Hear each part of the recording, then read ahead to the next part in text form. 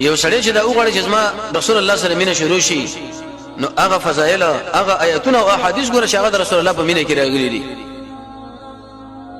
قرآن کې رب العالمین فرمایي قل دې خلکو ته وایا که تاسو پلارونه او تاسو بچي او تاسو ورونه او تاسو بیبيانې تاسو خاندان او تاسو تجارتونه او تاسو د بنگلي تاسو له ډیر محترم دي الله او د الله د رسول او د جهاد نه د الله د قهر انتظار وکوي یو طرف باندې زمونږ کور دی بچیم دی خزه دا تجارت دی بنگله دا بلډینګ دی پلار دی ورونه دی شهرت دی او بل خو د محمد رسول الله سنت ته چې هغه موږ راواخصو د مو ارسه پری خودل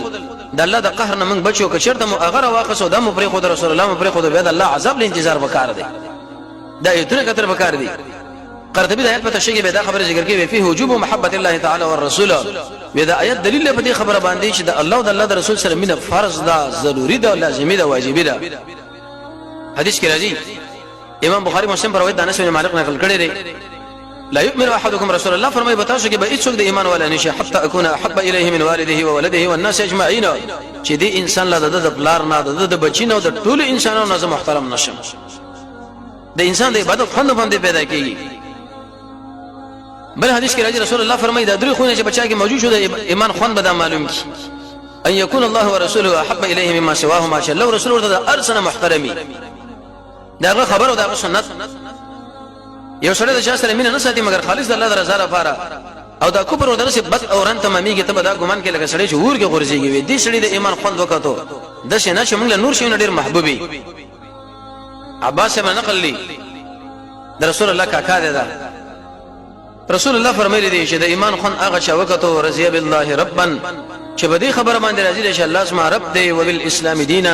او په دې راځي چې اسلام زما دین دی او محمد الله رسول دی عليه الصلاه والسلام انس بن مالک فرمایي ډیر نشه خبره ده دله متوجه شي ویو سره راغی رسول الله لوي چې مت الساعه دا خبره شومه جامعه خبره ده یا رسول الله قیامت به وخت قال الله نبی ورته وی لکه مرشي تا ورته تیاری کړی دی رسول الله مقصد به دې خبره کې دا نو چې الله دې برباد کا د اسمو سوسو د اسلام موافق مخالف وي چې لګه خوار شي نو الله نبی ورته ویل شي مرشي سدي ورته تیار کړی دی هغه وینم ورته منځونه او نه روجي لیکن الله رسول سره مډیره مینه ده منځونه مې زیات نه دی روجي مې زیات نه دی رسول الله ورته ویل انت مع من احببت تا چې چا سره مینه قیامت کې الله تعالی هغه بسب کړي اوچت د رسول الله سره مینه دومره زوره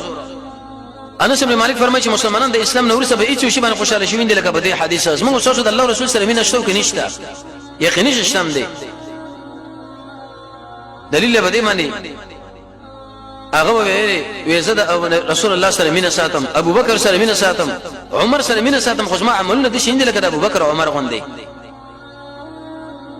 او موږ د شي وای چې موږ د ټولو سره مینه کوو د انس بن مالک سره مینه کوو سره دې چې موږ د عمل نه د انس بن مالک د عمل غوندې نه دي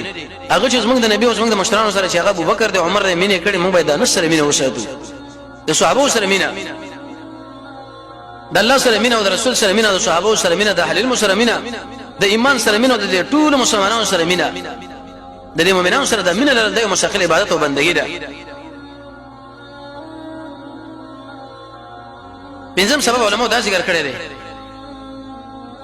وی یو سره ځان سره سوچ وکړي به دا خبره وکړي چې په یو طرف باندې ستاسو د نفس ته د دنیا د مال او بل طرف د محمد رسول الله رؤیت او لیدل سمو خیال چې انسان د رسول الله رؤیت لیدل هغه ډیر غوړه وګڼي کده دکانداري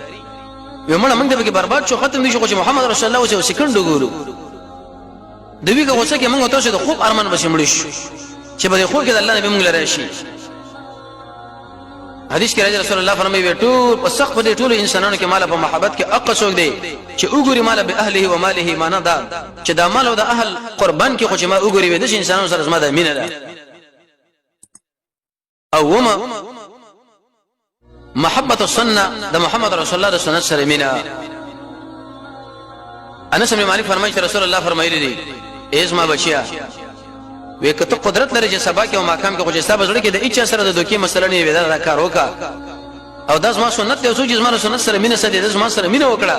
او سوچ زما سره مینه سره د کان معي فی الجنه رسول الله فرمایي دغه انسان په قیامت کې زما سره په جنت کې رسول الله سره مینه دومره زوره